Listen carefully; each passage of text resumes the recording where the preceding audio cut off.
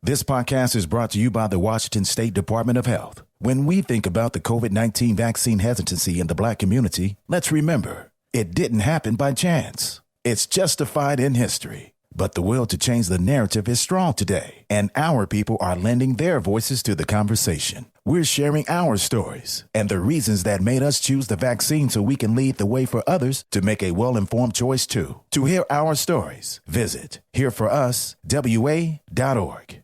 Wenatchee is gorgeous in the spring with its lush green rolling hills, abundant wildflowers everywhere, and the views of the Columbia River. The local food scene offers an abundant selection of authentic international cuisines featuring the unique farm-fresh ingredients of the region. Wenatchee is also home to award-winning wines, handcrafted hard ciders, and a talented handful of local brewers producing fine craft beers.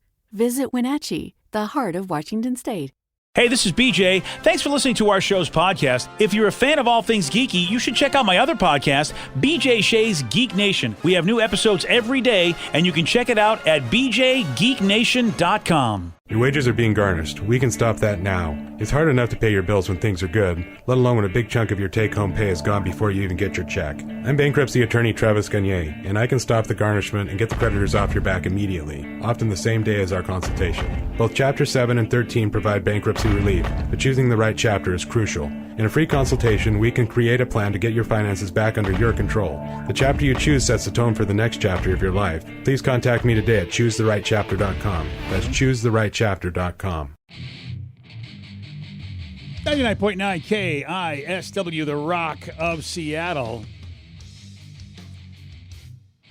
On her show, Red Table Talk, Jada Pinkett Smith revealed an eye-opening incident that led her to getting sober. Apparently, she once passed out while she was filming 1996's The Nutty Professor. She took ecstasy. So she was on ecstasy while acting? Yeah. I wonder how often that happens. And if, like, you see a role, like, say we were watching that movie, like, I like Jada Pinkett Smith movies, but she seems a little off in this Nutty Professor movie. I'm not sure. I haven't watched him forever. But, like, as an example. And you're just like, and then you find out later on, it's like, no, she didn't become a crappy actor. She was just high when she was doing that film. That's a really good point. I wonder how many times we've seen performances that are altered like that. I'm trying to think of like certain roles, like Gary Busey. I don't know why he's the first that pops to mind. He had a head injury. Okay, that could bad be example. Why, yeah. Bad example. I think that's why I'll like to strike that one from the record. Yeah, fair enough. Yeah. Maybe like a random like Will Smith movie, I guess. You know what I mean? Like, could he have possibly been like on something? Yeah. No. Now it makes me think if there's some weird performances. But here's Jada talking about the fact that she's like, I passed out one time. I had one incident on Nutty Professor. I passed out. When you told me that story, Makeup trailer. that's when I was like, You never told me that. No. Wow. I passed out. I went to work high, and it was a bad batch of ecstasy. Lord have mercy. And I passed out. And I told everybody that I must have had old medication in a vitamin bottle. That's it. He will think of some lies, won't we? Hey. Oh, my God. But I tell you what I did, though. Hands together and got on that set. Yeah. That was the You're last hard, time. like- And hugged everybody while I was doing that. Right. Is that her and her daughter? I think that's what it might be. Oh, that's a tough conversation. Yeah. It's very eye-opening. You're right. Yeah, I think it's her kid, and I don't know who the other. Oh, okay. And who's the other person? Is that someone that a family member? Is it like a little family show? I know it's a Facebook show. I thought it was her mom, but I'm not sure. Okay. That's what I was wondering. Is it like the three generations, which is kind of a cool idea to put a show together? Mom, daughter, and granddaughter having conversations. Like Jada's been really weird today. She just keeps giving us all back rubs and. She's just like dancing with glow sticks. Really into this techno music. I'm wondering, here's the other weird thing I'm wondering. You got to do a lot of romance scenes and look like you really love the person that you're acting in front of. And I wonder if ecstasy was like a little helper for a lot of people. In The Nutty Professor? Was there a sex scene? Don't know. I don't. That changes the title of the name significantly. That's a parody waiting to happen. Oh, yeah. I don't know. But I wonder if that's an old trick. For a lot of actors, that they want to really look like they love somebody, ecstasy makes you think you love everybody. Right, but you would visually look different. Like your eyes would be bugging more. Well, He'd be sweating. Yeah, these You're are clenching your teeth throughout the you're reading your lines. Can you open your mouth? No, I'm doing this the way you're supposed to do it. It's intense. wow. Can someone give me a water and a straw? Please. Yeah, I mean, I've seen some performances like that. Well, here you go, Jada Pinkett Smith. She was doing ecstasy on the sets. Or do you think like, oh, I'm a nutty professor. I don't feel like doing this movie. You know what will make it better? That seems, ecstasy. Yeah. Maybe. Well, I mean, it's kind of like when you need to loosen up before like whatever you're gonna do. You have a couple of drinks, Like or a beer or She- something. Yeah, Yeah. same kind of thing. Except you just went all the way with ecstasy. And Good old loosen up with some MDMA. Yeah, and there's a lot of time. A lot of times you're spending you're just hanging in your trailer because they've got to get the scene ready or it's not your turn. I wonder how many times that's happened. Like, oh, you're gonna have at least 5 hours before we need you. You take whatever you're gonna take, and then they're like, just kidding, you're up now. You're up now. And like, no, I'm peaking. Yeah, there's. I'm gonna be passed out now due to these vitamins, the old vitamins that are. This stuff's in there. Yeah, that's a good excuse though. I'll have to remember that one. Oh yeah, it's an old vitamin bottle. Must have had some medication there. Sorry. So said Charlie Sheen come to mind? Yeah, could you think like on 2.5 Men towards like Yeah. I can't imagine he was fully sober. No.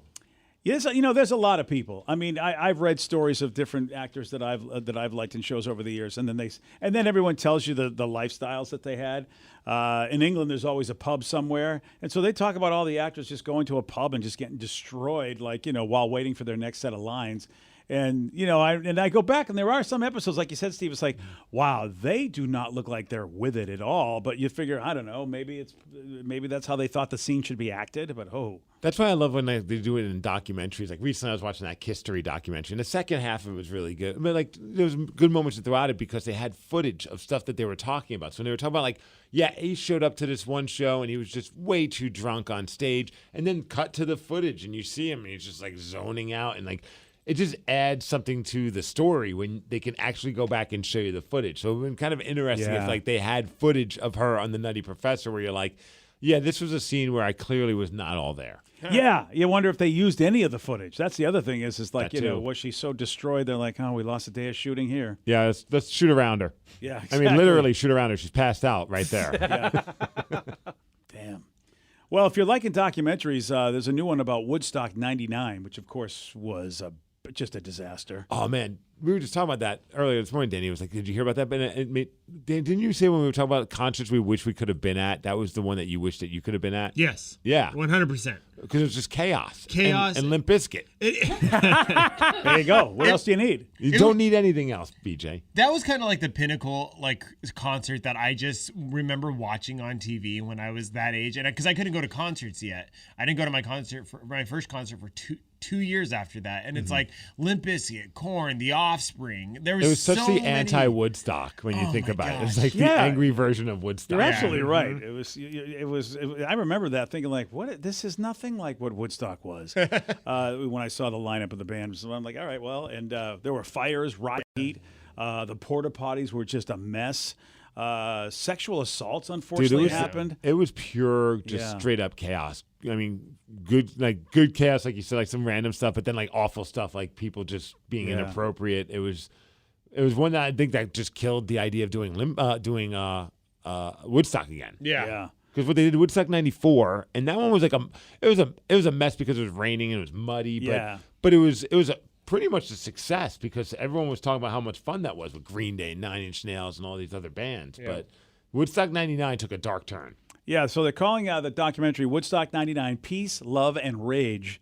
And it's going to be on HBO Max July 23rd, and which is actually 22 years after the festival's opening day. So, apparently they say it's going to capture the insanity of the festival. As one attendee says in the footage from the event, quote, there are a lot of stupid humans around here. Oh, yeah. Yeah. Oh, is that foreshadowing? So there you go. Oh yeah, it's kind of trippy just to see like some of the footage, just like from back in those days, like the mud pits and. Yeah. Okay. Yeah. It's you're trying to just. Metallica did that one too, didn't they? I'm looking at the lineup right now. Yeah, Metallica, Megadeth, Dave Matthews Band, Moby. What? I would have paid good money to be in the green room for all this. Collective Soul. Well, look at that. Well, and of course, it was an amazing. It was primed to be an amazing event. ICP. Was a part of it as well. Wow, that is so what who's Moby hanging out with? The Collective Soul guys or with ICP? I hope Metallica. Wow. Sheryl Crow. Yeah. Well, it was Everybody. 99, and she was Yeah. still kind of hot at that point. Yeah, everybody was just doing it. Yeah. And I think all the crazy scenes of like the fire and like the moshing, that was during Sheryl Crow's set. Yeah. Yeah. Yeah. Ice Cube, DMX, Elvis Costello. Wow. What a mixture of it was very eclectic. Wow, insane! I'm like looking at a list of Rolling Stone put some of the craziest things that happened. Insane Clown Posse were throwing out $100 bills into the audience, and that kind of started one of the first riots, essentially. Really? I don't know why that would start a riot. Throwing $100 bills into a crowd. This is where they got the idea for The Gathering. Yeah. That's right. We want more of this. Yeah. More chaos. Wow. Well, I'm going to definitely watch this documentary, especially because it features the music of Limp Bizkit. Well, of course. I Right. mean, yeah, you've got that going on. Yeah. That's where you want to see Woodstock, from the safety of a documentary. See, I've never been at a concert where there was like scary chaos. The closest I think that happened was, remember, it was at that Pain in the Grass where Slipknot had to cancel. Yeah. Because Oh, right. the drummer Joey was sick or something. He wasn't able to get up there and perform. So they were there, and they were the big headliner, and they were just like, yeah, we can't go on stage. Our drummer's not able to play, so we have to cancel. And I'll never forget, though, like someone from our company, there was our boss, that goes to me, Steve, you got to go up there on stage and announce that Slipknot is not going to be able to perform. And I looked at him and go, there's not a chance in hell I'm going on stage to do that. I'm not one to say no to anything. But I'm like, thankfully Corey Taylor stepped up, because then they were like, look, we need someone from your band to deliver this news. If we deliver this news, we are going to create chaos. Yeah. You know what I mean? So thank God Corey Taylor and some of the other guys in Slipknot went up there and said, hey, we're sorry, we can't perform. We'll come back and we'll do a show for you guys. And they did. But at that time, I remember thinking, this is not going to end well if we're the ones having to deliver that news. Yeah. I just don't know why you just didn't fill in. I mean, you didn't raise your hand and go, look, guys, I'm a drummer. What do you need? Look, I can't play anything like him, but something's better than nothing. Exactly. I mean, exactly. Listen, guys, the show must go on. Do your best. I remember that was my first year working here, but I was still a street teamer. I wasn't on the show yet. And I just had our boss, the promotions boss, come up. He's like, you need to pack up and everyone needs to leave right now. And they didn't tell us why. I'm like, okay, well, my shift's over. I'm going to walk around. Then I hear Corey Taylor from the outside saying this. I'm like, oh, I should really leave. So we had to take off our KISW shirts just in case someone wanted to fight us. I think there were some cars flipped, if I remember I'm correctly. like, I left quickly. Yeah, I think it never got like Woodstock 99 crazy. Yeah. But I think there was a couple cars were flipped from some angry fans. And you're just like, what are we going to do? I know, dude. That was a smart move, not making that announcement. You were a better man than me, because What? I don't know if I would have done it, because I don't know, man. I mean, I was like, obviously push came to shove, I probably would have, but I was like, my first instinct was, there's not a chance in hell I want to go up there. And Yeah, do that. why should you be the deliverer of bad news? I mean, it's like, it's an interesting thing. I'm glad you made that call, and Corey, I'm glad Corey stepped up, because that is the person that's supposed to deliver that news. It really is. I mean, it's a testament to how good of a dude that guy is. Yeah. I mean, I know, he sometimes, some metal fans like to give him a hard time because he's always in the news and he's always in the random metal websites like Blabbermouth and stuff, and you could see some people get a burnout on him, but he's just because he's so accessible and he's such a good dude. He's willing to do all the interviews. He's willing to do something like that. Corey Taylor's a solid person, and I remember thinking that was very good of him, because it could have been a lot worse if he didn't do that. A Goodwill employee found something that was worth $10,000. What they find? I'll tell you. At 8:18 on The Rock. 99.9 KISW. 50 years of KISW presented by Palace Law. BJ and Migs mornings continues on The Rock. 99.9 KISW. 99.9 KISW, The Rock of Seattle. A Texas Goodwill found a copy of the Atari video game Air Raid inside of a donation box, and apparently that game, pretty rare, it's worth $10,000. What? Wow. Air Raid? Yeah. I'm trying to remember if I remember that game. I like looking on YouTube and pulling up old Atari games just to see the graphics. Oh, yeah, I remember this game. Yeah.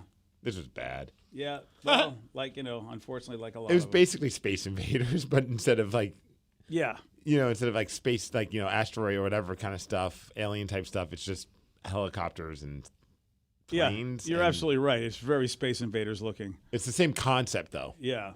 It's and that's air raid right there. One of the graphics looks like an alien falling down upside down. Exactly. I mean, it really is. I don't know what that is. Yeah, It's and one like- looks like an anchor. I'm not exactly sure, like an anchor with little wings on it. Yeah, Yeah. it's I guess a plane dive bombing. But then but you're right. Then it flips over on its back and it just looks weird. Yeah. Graphics. Yeah, graphics. I mean, I shouldn't complain. It's I had it and paid a lot of money for it back. If they made an app for it, I'd probably download it.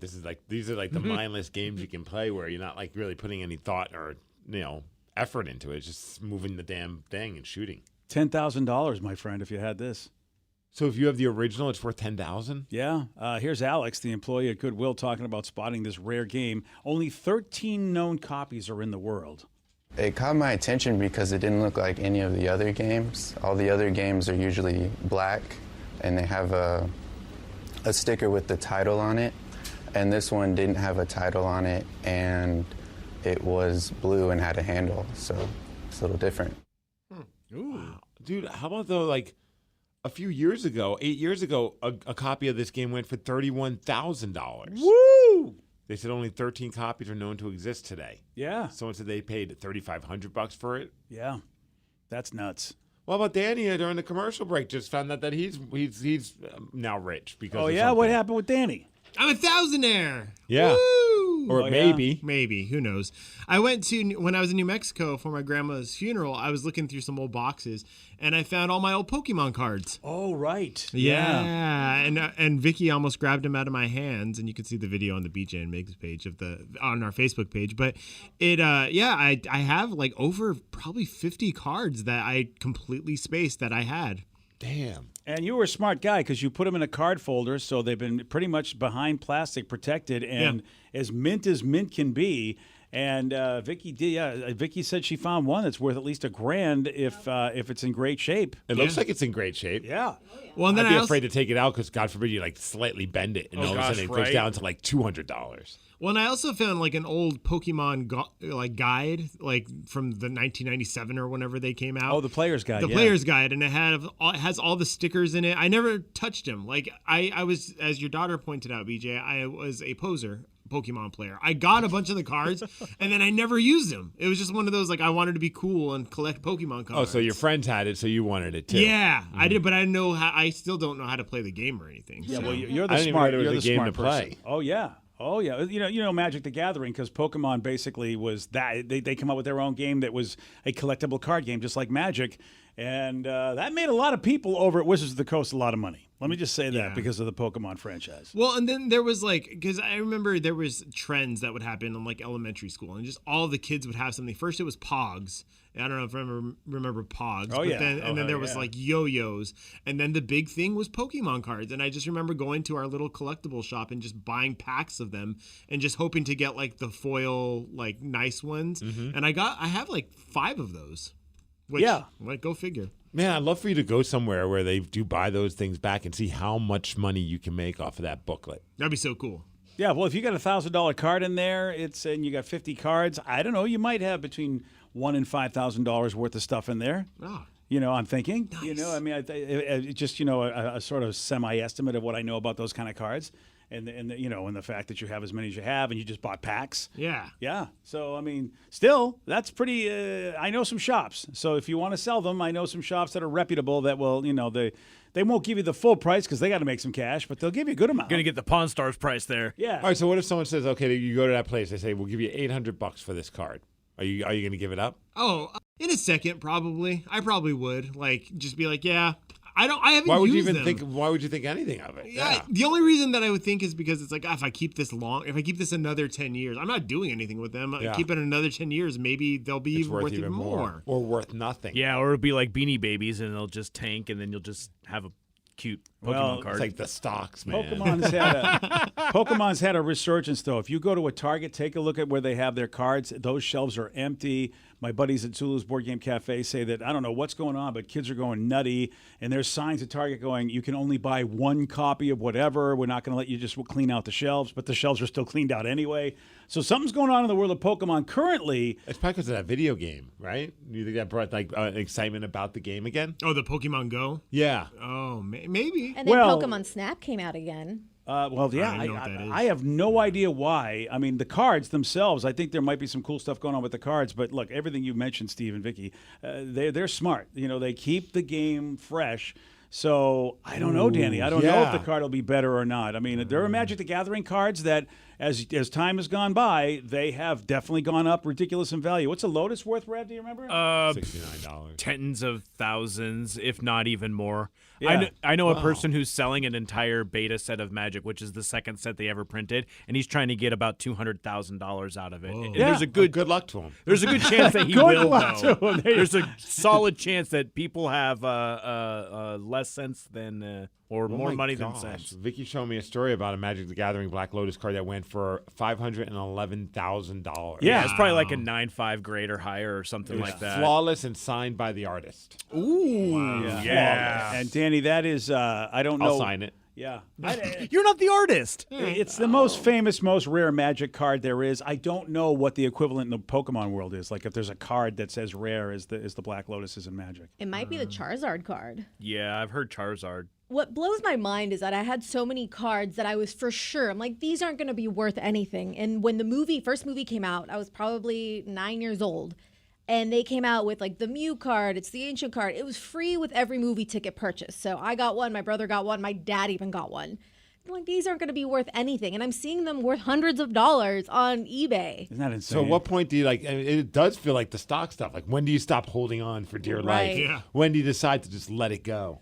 I'm trying to like look through my parents' stuff in hopes that maybe my Pokemon cards are there somewhere. But my brother, and when I saw all these stories that they're going for high prices, I immediately went to him like, where are our cards? He's like, I don't have them. Stop asking. He got all mad. And I think it's because he knows we had some valuable cards in there. I also Or have to is he take hoarding them and he doesn't want you to get a piece of them? Yeah. That does sound like my brother, actually. And my 29-year-old brother, not my 2-year-old brother, mind you. I also feel like I have to take somebody with me. Like I want to take Rev or Vicky or somebody with me. So you don't get taken advantage of? Exactly. Like, do you guys remember that movie Blast from the Past with Brendan Fraser? And he like just trying to sell his baseball cards, and they're like, "I'll give you $1,000 for the whole box." And he's like, Yeah. "That sounds fantastic. That'd be me." Like, Meanwhile, you have like a rookie Babe Ruth card in there. yeah. Yeah. Oh man, that's a tough call though, because it's not like I joke about the stock stuff, but at least you can go to an app and see what the current rate is for whatever stock you Sure. buy. Whereas with this, it's like you really don't know until you go into the store. So now it's like the game of, are you going to go every week to see how much it's worth? Ooh. Or Yeah. at what point do you say I could get $1,000? See, yeah, or at that point, just seeing like their reaction is if they had a card in there that was cool, and they're like, "Oh," I'd be like, "All right, I'll come back in a month." Yeah, but See- they're gonna play. see They're what gonna you play do. it smart. They're gonna have a poker face. They're gonna be like, interesting. And then that's about it. They won't be like, holy smokes, you've got this. True. I need a negotiator. With BJ, you're hired. Yeah, but with the internet, it's a lot easier. See, you can see. Like, back 20 years ago, we didn't have the internet to really tell us what all this stuff was worth. But Vicky just went up and she told you it's tough for people to take advantage of you when it comes to stuff like this because the prices are all over the place. And that's the good news. What you can do is maybe try to see what it was worth 5 years ago, 10 years ago, and give you an idea how much it's gone up. Because I sold cards thinking, oh, hey, you know what? I don't think it's going to get much better than this. And you know what? It got a lot better than that. I wish I never sold the cards that I sold. Oh, gosh, right? Yeah, and I have a friend of mine that I don't know what he wanted to do. He wanted to get some new furniture. And this was 20 years ago, and he sold Pokemon cards, maybe even 30 years ago when they first came out.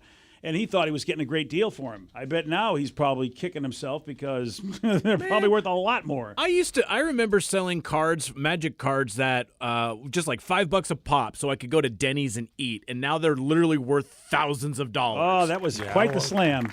You probably still remember that awesome meal you had, though. Oh, totally. Yeah, I remember that Worth meal every from penny. Denny's. Yeah. So this is a website called TCG Player that lists all the prices of recently sold cards. And as far as Pokemon, the Charizard card is the most expensive. There we First go. edition Shadowless Charizard. I Okay. have no idea what I just said right there. You know what, though? You pulled it off very well. I feel like I might have been okay with pronouncing it. Yeah, I think you did pretty good. Yeah, All right, Shadowless. You got the Shadowless done. That's pretty good. Charizard. Charizard. Charizard. It's like trying to sometimes I'm a big fan of hockey. There's so many European players. I'm like I'm butchering their last name every time. Yeah. Yeah, well, you know what? You got it right one time. Nice. Yeah, good job, buddy. So instead, I'll give you $1,000 and some. That's a lot of pizza and whiskey for you, Danny. Yeah, Yeah. it's true. Yeah, you know what, Danny? You just let me know. We got honorable people that we know that have a card store, so I know they won't take advantage of you. They'll give you a fair price. One texter says I can certainly help you guys with valuations of your Pokemon cards, no charge. Hooray! look at that. There you go. You got Let's your do agent. this. All right. Hit him up. Well, the big question anybody wants to know is what because the smartest thing to do is just go to a store. I mean, you're not going to go to an auction, are you? I mean, maybe or try to find a private buyer. I mean, maybe you can. You could throw it up and say, "Hey, I got this card," and maybe you can get a better price at a store. You need to find the next time Antiques Roadshow goes on tour. That's and it. see if they have an expert for Pokemon. Ooh, or just take it to the Pawn Stars, like you said. At that Yeah, point. you're gonna get $350 for it, man. Yeah. Don't go to Pawn Stars. So you're going to get $350. But you get to be on TV. Yeah. True. Oh, hadn't thought about that. Yesterday, Steve, he did get this one right. Horatio Crunch is the mascot for what cereal? Apple Jacks. No. I know it's not. It's like Apple Jacks. Captain Crunch. Yes. Okay, when you say it's like Apple Jacks, Captain Crunch is not like Apple Jacks, is it? At what point did I say it's like Apple Jacks? I just said I like He Apple says Jacks. he likes. Oh, I totally misheard that. Get them ears fixed. Ah, there you go. She's coming at me hot like I that. was. I know, right? I was, Step off, buddy. I was like, what are you talking about? Oh, you like Apple Jacks. I like Apple Jacks. So I just wanted to say, I wanted to guess that so I could let everyone know that I see. An Apple Jacks All right, guy. there was a method to your madness. Yes. I still don't see any Apple Jacks in the studio, unfortunately. It didn't work, at least today anyway. Well, if that was the case, I like $10 million. Oh, okay, there you I go. don't know if I just say I Me like too. something, it just shows up. All right, you know what? You set your sights bigger. I like it. Yeah, you want a shot at beating Steve? You got it. 206-421-ROCK. Beat makes it 847. Today's podcast was brought to you by Travis Gagne, bankruptcy attorney. He's here right now and has agreed to answer more of your questions about bankruptcy. Here's another question from a listener. I'm getting my wages garnished. Can bankruptcy help with that? Absolutely. One of the big reasons people file bankruptcy is because they have a judgment or a lawsuit against them, or their wages are getting garnished, and so they can't pay their other regular ongoing bills. People sometimes think that you can't file bankruptcy once they have a judgment against them or once a garnishment has started, and that's not true. Filing bankruptcy will immediately stop any garnishment that you have going, except for child support, and stop your creditors from continuing on with garnishments of your bank account, your wages, and in most cases will discharge that liability through the bankruptcy process. And we can file a bankruptcy case for you usually the day you come in. Thanks, Travis. If you have more questions about bankruptcy, you can reach out to Travis anytime at choosetherightchapter.com. That's choosetherightchapter.com. Thanks for listening.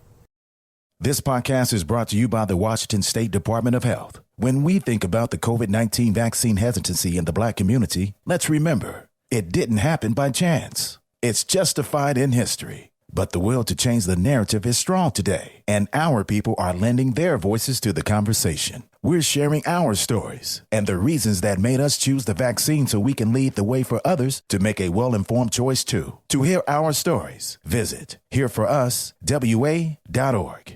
Wenatchee is gorgeous in the spring with its lush green rolling hills, abundant wildflowers everywhere, and the views of the Columbia River. The local food scene offers an abundant selection of authentic international cuisines featuring the unique farm-fresh ingredients of the region. Wenatchee is also home to award-winning wines, handcrafted hard ciders, and a talented handful of local brewers producing fine craft beers. Visit Wenatchee, the heart of Washington State.